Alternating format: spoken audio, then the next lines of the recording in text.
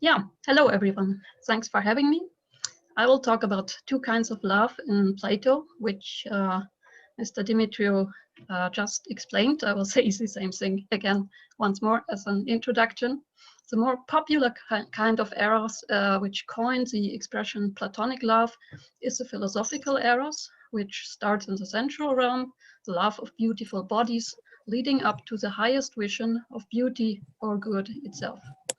The key part about this kind of eros we find in Plato's Symposium. Philosophical eros is a helping positive power, which seems to be necessary even to lead a good and meaningful life. I think someone.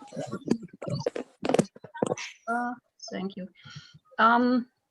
Now the other kind of love is the tyrannical eros, which enslaves humans, makes them do terrible things and deprives them of their humanity. This is the disturbing negative kind of eros whose effects on man are described at length in Politeia Book 9. The puzzling question I would like to pose in this talk is, why is Plato using the same word for an apparently different kind of force? How come that eros can be devastating and harmful? How can tyrants be driven by eros, while on the other hand, in the Symposium, it is the force to ensure happiness and a fulfilled philosophical life? A key concept towards a possible answer is the concept of hêdonê, lust.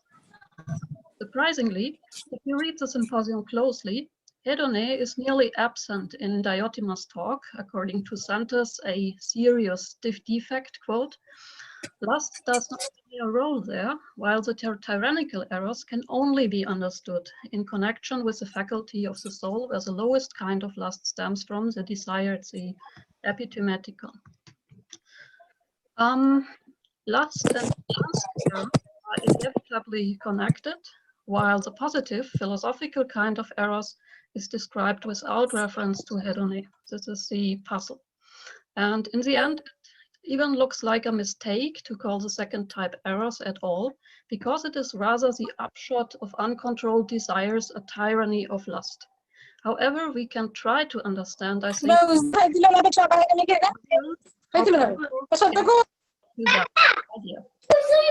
still not muted.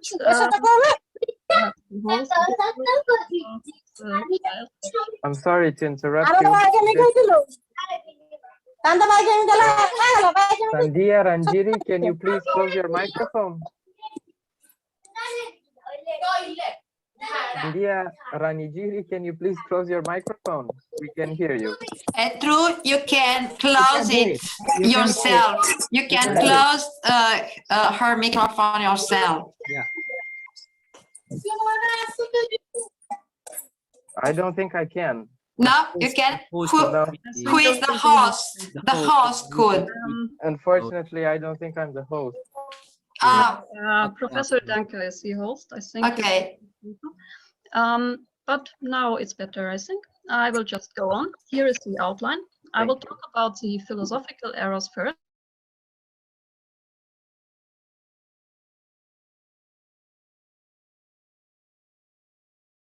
No, the host muted also Maria. So, Maria, we cannot hear you.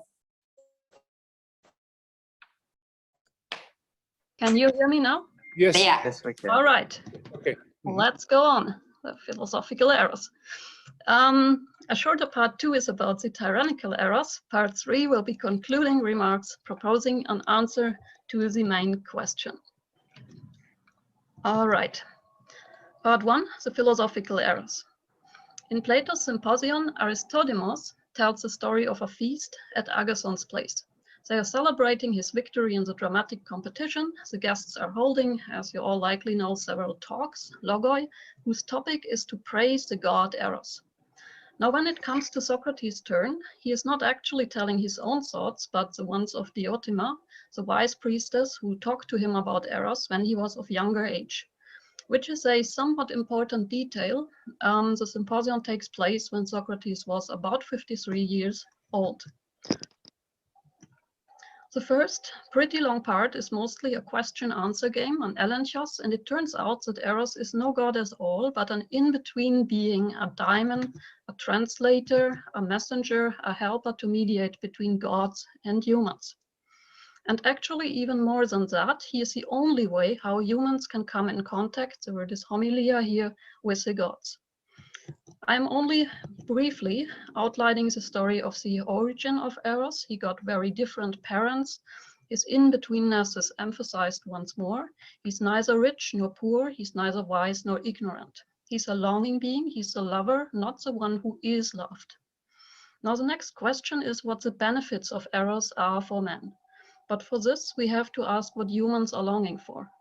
And Diotima's answer is that everyone desires the same thing, the good, because if someone has the good, Greek word here is possession, ktese, he reaches eudaimonia, happiness. Everyone loves the good. Now in 205b, Diotima states that we only call a certain kind of love Eros. She likely means erotic relationships, while Eros is actually much more. Every desire for the good is love, is Eros, and the most powerful kind even. So if something is not love or something good, it is only a defective kind of love. Aristophanes told the romantic story before of everyone searching his missing counterpart or half, the someone which belongs to oneself. It's a classic text still read at many modern weddings. But this story is harshly criticized here by Diotima. She says, if it is not good, then it has nothing to do with love. You do not love something just because it belongs to you. You would even get rid of your own limb if it's sick, if it's harmful for you. This is an important passage because Aristophanes' conception of love is far away from what Plato has in mind. So people do love the good and the good alone. They want to possess the good, not for a while, but forever. And lastly, they also long for eternity. They want to procreate, be it in physical or abstract ways. Now the most famous part of the symposium follows these discussions and describes the way to the vision of beauty, which takes place in several steps or stages, the so-called ladder of love. For many reasons, the vision of beauty, colon, is to identify here with the vision of the idea of the good, most prominently described in Plato's Politeia. On the different stages in Symposion, we see Eros at work, so to say, and we see his whole power unfold as a love which concerns practically all areas of life. Now, if you read the text closely, even the first stage, the love of beautiful bodies, is not the one of pure erotic relationships. The lover addresses beautiful logoi, talks, towards the one person whose body he loves. When he becomes aware that beauty is same in two different bodies, his perspective widens. He is no longer fixated on one person, but loves all the beautiful bodies. On stage 3, he starts to pursue beauty in the souls, which is much more splendid, and he tries to make the souls of young men beautiful, which means to make them good or virtuous. While he is doing this, he recognizes the beauty in activities, actions, customs, and laws, stage 4. And finally, he is progressing to the beauty of insights, of logoi and thoughts. He strives for wisdom and becomes a philosopher. So far, the whole process seems to be quite controlled, quite actively chosen. There's an insight like, oh, beauty in this body is just the same like that in that other one. And then there is a reaction to that. Now the climax of the ascent, the vision of the beauty itself, is not something actively chosen anymore. It comes suddenly, surprising, and the experience cannot even be put in words. Diotima uses negative terms. She tells what beauty is not. It's not really an insight, not a logos. It is something eternal, did not come into being, nor does it perish. And it is beautiful, not in some aspects, but as a whole. It is beauty itself. All other beautiful things participate in its beauty, and all the good and beautiful activities on the other stages also do. Now, what is the effect of the vision of beauty? Diotima says, only at this point of life, where you see beauty, it is worth living. which means, on the contrary, if you do not see it, you miss out on the meaning of life. Now, the one who saw beauty will not be content with meditating it. He will be able to produce virtue, real or true, one, not fake virtue or pictures, hêdonê. He will procreate, not in bodies, but in souls. It is not entirely clear if that means he goes out and educates people, just like on stage 3, or if the philosopher produces virtue first and foremost in his own soul. However, the formerly mentioned possession of the good means to arrive at the vision of beauty. It is a widely discussed question if that is even possible, or if it's an unreachable ideal. There's a part in the beginning of the symposium, often overlooked, where Socrates holds sudden, long meditations. I follow Thomas Lesok in his interpretation that these meditations are an indicator that Socrates reached the point where he repeatedly even deals with beauty itself.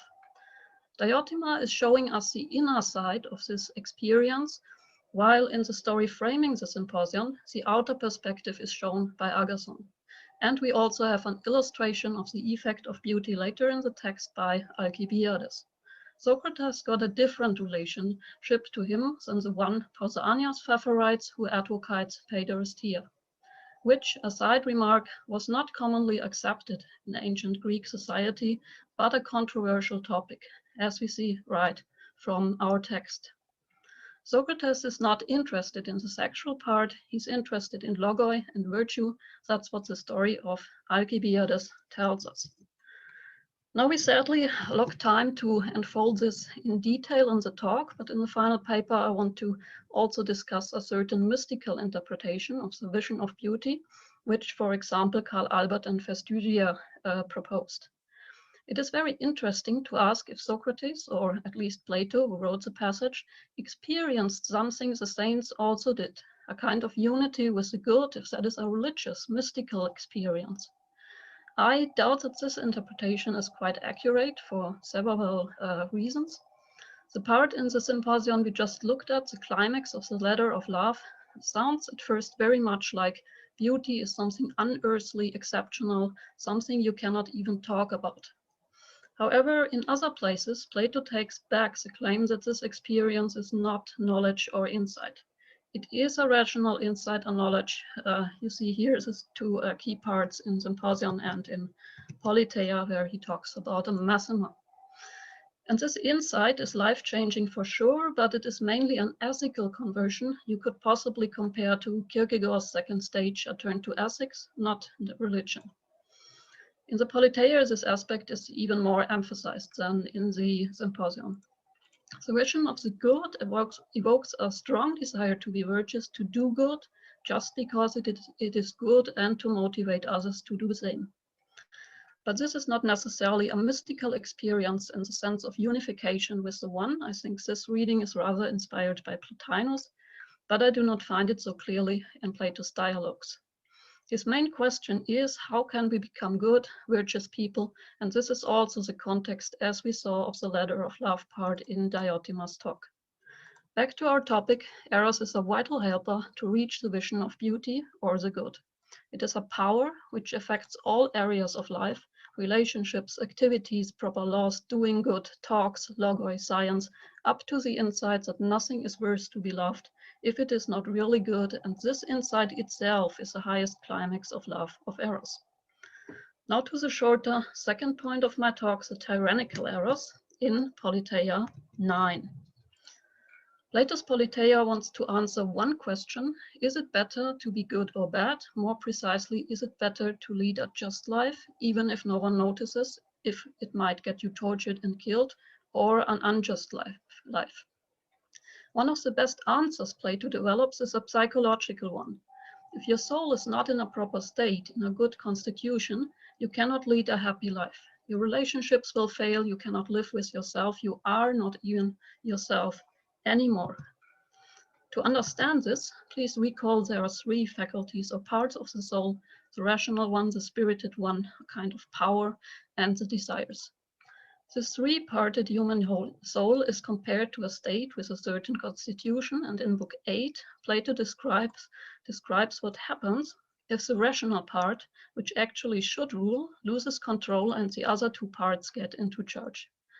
The democratic character is already pictured as the third stage of decay. He treats all kinds of desires equally. He follows whatever is coming up, not actually criminal desires though.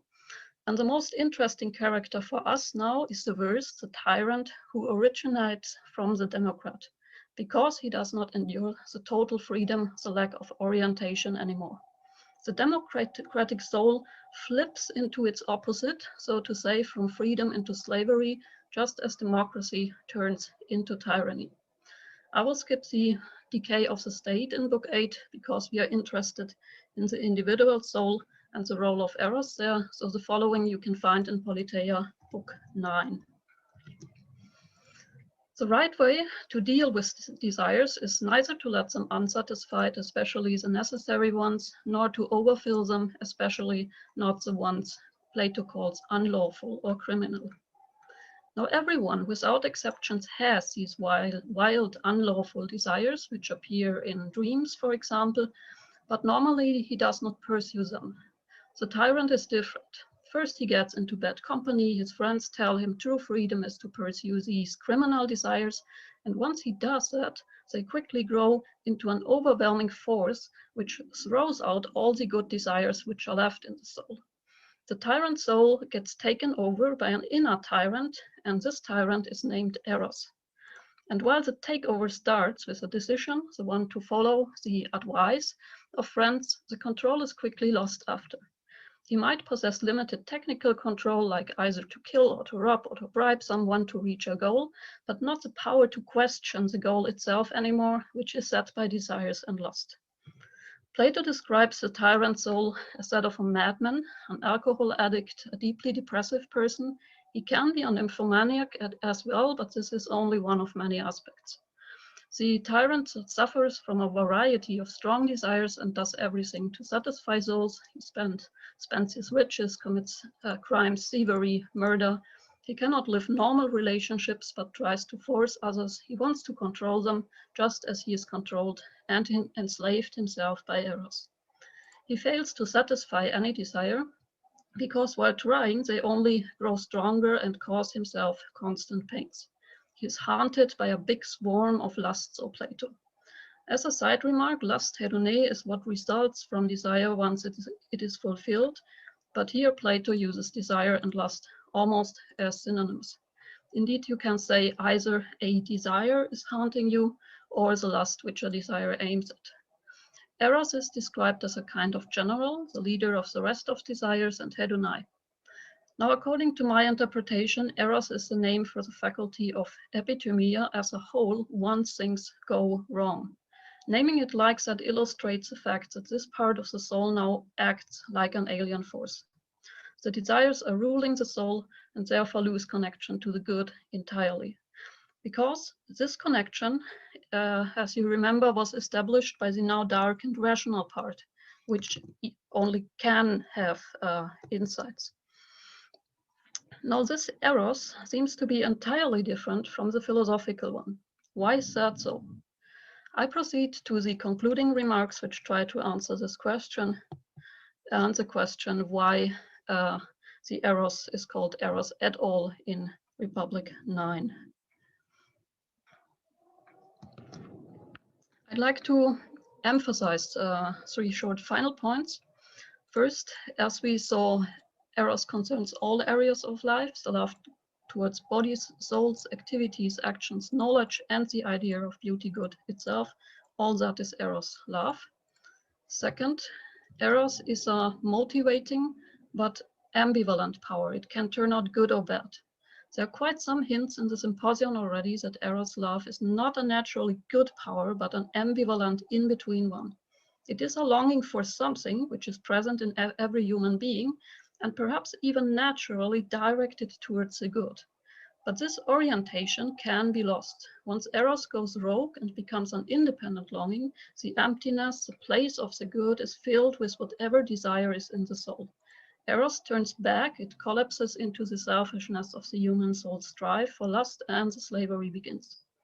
The tyrant does not react to insight like the person following Eros in the symposium. He is driven by desires, by the hêdonê, without ability to deny their requests. So this is probably why Plato avoids to bring in hêdonê, to avoid evoking that aspect of being driven. He could have mentioned the philosophical hêdonê, so like in Politeia, or the pure hêdonê, which springs from rational activity, like in Philebus. But perhaps he does not want to attribute Eros to one of the faculties of the soul here, not even to the rational, because the whole soul is engaged in the ascent, none of her good desires is neglected. However, the upshot of this point is that it is not a mistake to call both phenomena Eros, tyrannical and philosophical one, because they are based on the same ambivalent power. Moving on to the last point 3, the role of Eros defines if it turns out good or bad. He's either a helper connected to the good or a tyrant, an independent ruler. In Politeia 9, Eros is not a helper, he is a ruler, and that he must not be, contrary to what Agathon said in his talk, by the way. However, if desire rules as a blind power, then it all goes downwards. We understand now that Eros is only good if it is not the overwhelming power which love is in some religious frameworks. Eros in its positive form is a mere helper, a guide, whose value stems solely from its orientation towards the good. There sure is a moment where control is lost. In a good sense, the vision of beauty is coming over you. You don't get to choose when and where.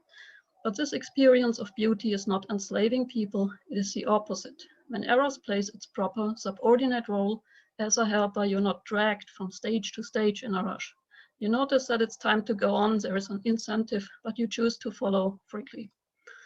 That is a big difference between the seemingly two kinds of Eros, which are referring to the same underlying force. After all, thank you very much, and I'm happy to answer some questions if we still have time.